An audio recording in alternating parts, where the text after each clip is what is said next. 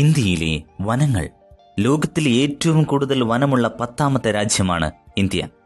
ലോകത്തുള്ള ആകെ വനങ്ങളുടെ 1.7% ഇന്ത്യയിലാണ്. രാജ്യത്തിന്റെ ആകെ വിസ്തൃതിയുടെ 20.6% വനമാണ്. ഇന്ത്യയിലെ വനങ്ങളെക്കുറിച്ചുള്ള ഏറ്റവും ഒടുവിലത്തെ കണക്കുകൾ പ്രകാരം വനഭൂമിയുടെ അളവ് കുറയുകയാണ്. 2003 728 ചതുരശ്ര കിലോമീറ്റർ വനമാണ് 2005 കുറഞ്ഞിരിക്കുന്നത്. ഏറ്റവും കൂടുതൽ വനവിസ്തൃതിയുള്ള സംസ്ഥാനം മധ്യപ്രദേശാണ്. 76,013 ചതുരശ്ര കിലോമീറ്റർ വനമുള്ള മധ്യപ്രദേശിന്റെ ആകെ വിസ്തൃതിയുടെ 24.66% വനമാണ്. ഏറ്റവും കുറവ് വനമുള്ള സംസ്ഥാനം പഞ്ചാബാണ്. 1558 ചതുരശ്ര കിലോമീറ്റർ മാത്രമാണ് പഞ്ചാബിന്റെ വനവിസ്തൃതി. ഏഷ്യയിലെ ഏറ്റവും വലിയ ട്യൂലിപ്പ് പൂന്തോട്ടമാണ് ജമ്മു കാശ്മീരിലെ ശ്രീനഗറിലുള്ള ഇന്ദിരാഗാന്ധി മെമ്മോറിയൽ ടൂലിപ്പ് ഗാർഡൻ. 60 ഇനങ്ങളിൽപ്പെട്ട 12 ലക്ഷം ട്യൂലിപ്പ് ചെടികളുള്ള പൂന്തോട്ടമാണ് Indira Gandhi memorial tulip garden. State forest report 2005 പ്രകാരം വനവിസ്തൃതിയിൽ ഇന്ത്യയിൽ 17ാം സ്ഥാനമാണ് കേരളത്തിന്. 15,577 ചതുരശ്ര കിലോമീറ്ററാണ് സംസ്ഥാനത്തെ വനവിസ്തൃതി. സംസ്ഥാനത്തിന്റെ ആകെ വിസ്തൃതിയുടെ 40.13%. 8 ചതുരശ്ര കിലോമീറ്ററാണ് കേരളത്തിന്റെ കണ്ടൽക്കാടുകൾ. കണ്ണൂർ ജില്ലയിലാണ് കണ്ടൽ വനങ്ങൾ കൂടുതലുള്ളത്. എന്നാൽ കൂടുതൽ കണ്ടൽ വനങ്ങളുള്ള സംസ്ഥാനം പശ്ചിമ ബംഗാളാണ്. ആദ്യത്തെ ബയോസ്ഫിയർ റിസർവ് എന്നറിയപ്പെടുന്നത് നീലഗിരിയാണ്. ഏറ്റവും വലിയ കടുവാ സങ്കേതമാകട്ടെ നാഗാർജുന സാഗറും. എന്നാൽ ഏറ്റവും കൂടുതൽ ആനകളുള്ള സംസ്ഥാനം കർണാടകമാണ്. പ്രത്യേകം ശ്രദ്ധിക്കുക, വനം കൂടുതലുള്ള കേന്ദ്രഭരണ പ്രദേശം ആൻഡമാൻ നിക്കോബാറാണ്. വനമഹോത്സവം 1950 KM മുൻഷിയാണ് വനമഹോത്സവം ആരംഭിച്ചത്. എല്ലാ വർഷവും സാധാരണയായി ജൂലൈ ആദ്യവാരമാണ് വനമഹോത്സവം ആചരിക്കുന്നത്. പ്രൊജക്ട് എലിഫന്റ് 1992 ഫെബ്രുവരിയിലാണ് ആന സംരക്ഷണ പദ്ധതിയായ പ്രൊജക്ട് എലിഫന്റ് ആരംഭിച്ചത്. ആനകളുടെ സ്വൈര്യവിഹാരവും വംശവർധനയും ഉറപ്പുവരുത്തുകയാണ് പദ്ധതിയുടെ ലക്ഷ്യം.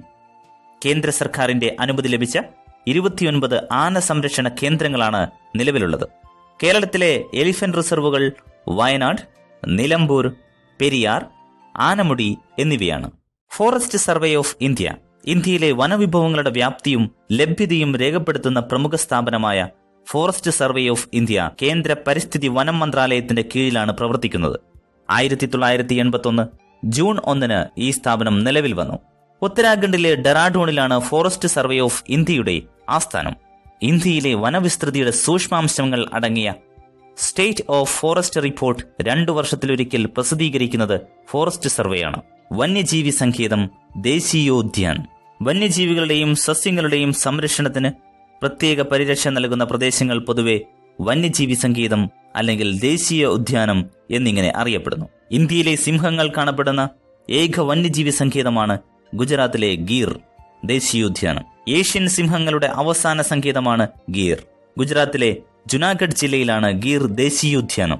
സംസ്ഥാന സർക്കാരിനും കേന്ദ്ര സർക്കാരിനും ഒരു പ്രത്യേക പ്രദേശത്തെ വന്യജീവി സങ്കേതമോ ദേശീയ ഉദ്യാനമോ ആയി പ്രഖ്യാപിക്കുവാൻ അധികാരമുണ്ട്. സംസ്ഥാന വന്യജീവി വകുപ്പാണ് ഇതിന്റെ പ്രാഥമിക നടപടികൾ സ്വീകരിക്കുന്നത്.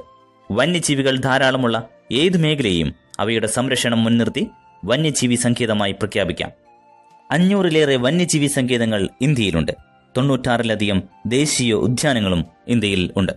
ആദ്യത്തെ ദേശീയ ഉദ്യാനം ഉത്തരാഖണ്ഡിലെ നൈനിറ്റാൾ ജില്ലയിലുള്ള ജിം കോർബറ്റ് ദേശീയ ഉദ്യാനമാണ് ഇന്ത്യയിലെ ആദ്യത്തെ ദേശീയ ഉദ്യാനം. 1936 പ്രദേശം ദേശീയോദ്യാനമായി പ്രഖ്യാപിക്കപ്പെട്ടത്. ഹെയ്ലി ദേശീയ ഉദ്യാനം എന്നാണ് ഇത് തുടക്കത്തിൽ അറിയപ്പെട്ടത്. 1952 ദേശീയോദ്യാനത്തിന്റെ പേര് രാംഗംഗ ദേശീയോദ്യാനം എന്നാക്കി മാറ്റി. എന്നാൽ 1957 ജിം കോർബറ്റിന്റെ സ്മരണാർത്ഥം ദേശീയോദ്യാനത്തിന് കോർബറ്റ് ദേശീയോദ്യാനമെന്ന് പുനർനാമകരണം ചെയ്തു.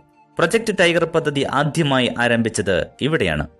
പ്രൊജക്ട് ടൈഗർ എണ്ണം കുറഞ്ഞു വരുന്ന കടുവകളെ സംരക്ഷിക്കാനായി 1973 കടുവ സംരക്ഷണ പദ്ധതിയായ പ്രൊജക്ട് ടൈഗർ ആരംഭിച്ചത്. ഉത്തരാഖണ്ഡിലെ ജിം കോർബറ്റ് വന്യജീവി സങ്കേതത്തിലാണ് പദ്ധതിക്ക് തുടക്കം കുറിച്ചത്. നിലവിൽ 17 സംസ്ഥാനങ്ങളിലായി 28 കടുവാ സംരക്ഷണ കേന്ദ്രങ്ങളുണ്ട്. രാജ്യത്തിലെ കടുവാ സംരക്ഷണ കേന്ദ്രങ്ങളുടെ എല്ലാം കൂടി മൊത്തം വിസ്തീർണം 37.761 ചതുരശ്ര കിലോമീറ്ററാണ്.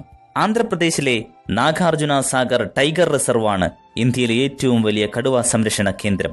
മഹാരാഷ്ട്രയിലെ പെൻസ് ടൈഗർ റിസർവാണ് ഇന്ത്യയിലെ ഏറ്റവും ചെറിയ കടുവ സംരക്ഷണ കേന്ദ്രം. ദേശീയ കടുവ സംരക്ഷണ സമിതി രാജ്യത്തിലെ കടുവകളുടെ സംരക്ഷണ പ്രവർത്തനങ്ങൾക്ക് മേൽനോട്ടം വഹിക്കാൻ ഉദ്ദേശിച്ചുള്ള national tiger conservation authority 2006 September 4 നിലവിൽ വന്നു. കേന്ദ്ര പരിസ്ഥിതി വനം വകുപ്പ് മന്ത്രിയാണ് സമിതിയുടെ ചെയർമാൻ. ബയോസ്ഫിയർ റിസർവ് മനുഷ്യനും പ്രകൃതിയും തമ്മിലുള്ള ബന്ധം